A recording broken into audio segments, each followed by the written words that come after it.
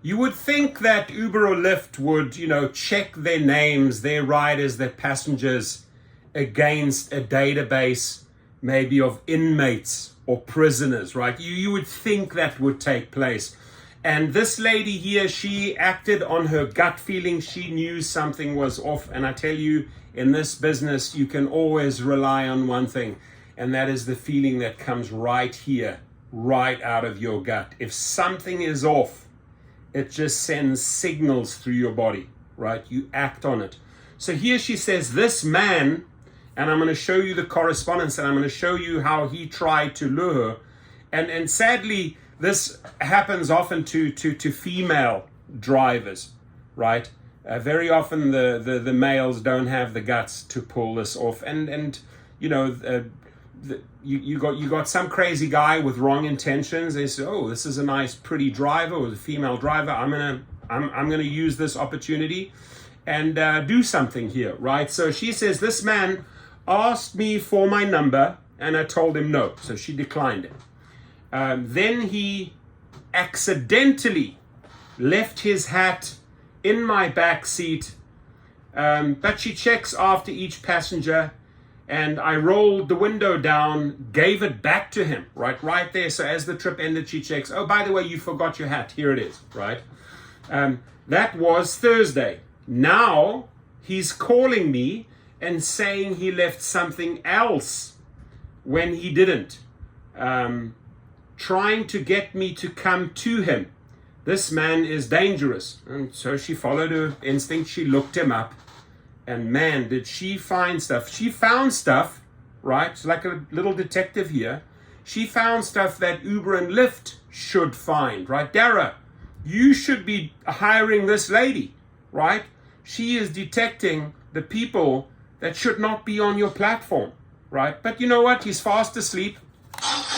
This means more than any life. This means more than a woman getting raped, to Dara Koshashawi.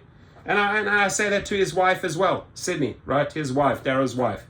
Your husband cares more than this, than a female being raped by an escaped inmate. She looked him up. There it is. He's an escaped inmate from Forks Prison. He has been apprehended in the past. He's out there again doing his shit, right?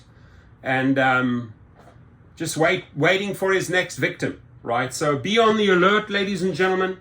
We're going to put his name on blast here.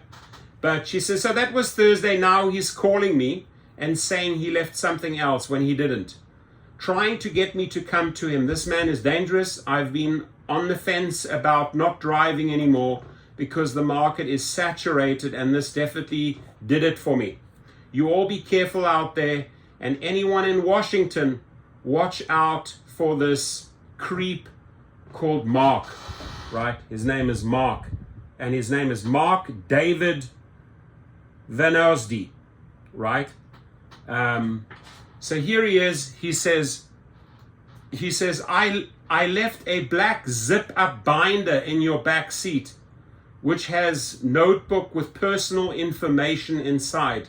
Please return to me. I'll pay you for your trouble. Remember, I almost left my hat. Mark Vanosdi at, and she crosses out his address, right? And maybe we should really put his address on blast so people don't go and pick up there, right?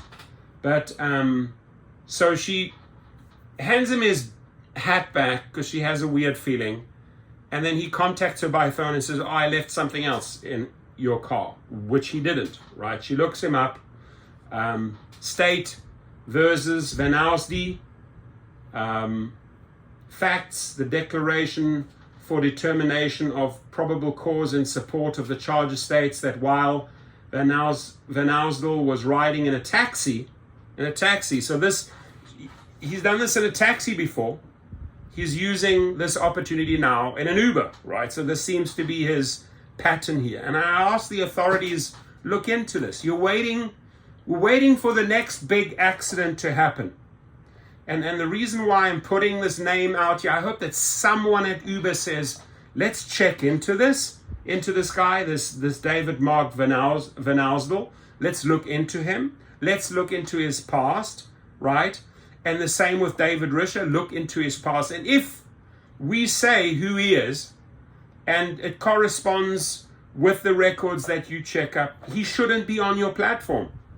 So why use Uber and Lyft as the next opportunity to maybe get a woman raped or killed? So it says here, in support of the charges states, while Van Arsdale was riding in a taxi, he told the taxi driver that he was going to borrow the taxi and was going to put the driver in the trunk.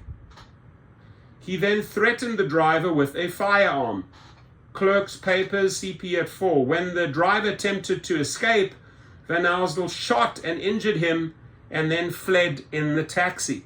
And this dude is still out there. This is 2019. This guy, ladies and gentlemen, he is in an Uber. He's driving around, targeting females, targeting people. Dara Koshashawi, or one of your children, or one of your ex-wives, or one of your many estranged kids that you have out there, pass this on to your father. There is a dangerous man getting into Ubers. But what your dad cares about is this, ladies and gentlemen.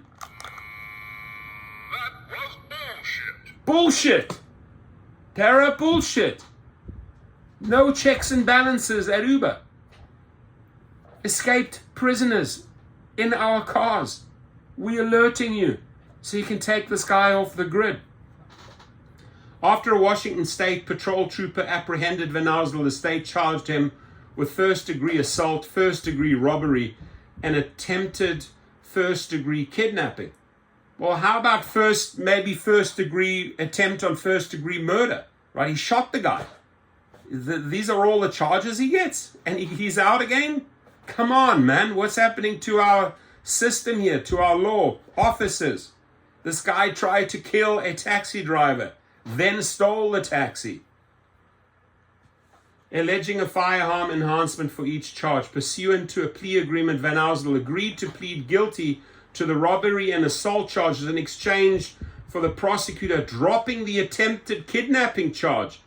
So this guy got away with nothing, and he's back out there. And the woman, thank God, this woman, you should be working on Uber's safety team, right? They should hire you for $200,000 a year. You should be working on Lyft's safety team, and you should be outing these type of characters. These people should not be in our car. They should not, let me repeat, they should not be in our car. And my suggestion here, cross-reference your database of clients, of riders against these people. So maybe you will find some escaped inmates that have records or ongoing records, or their complaints from drivers about these individuals.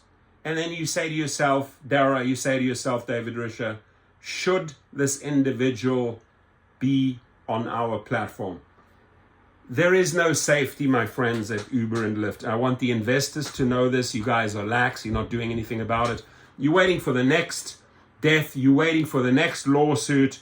People will say, hey, we warned you. It's out there. You didn't do anything. That those few bucks that escaped inmate is paying are more important to you. Come on, man. Wake up over there.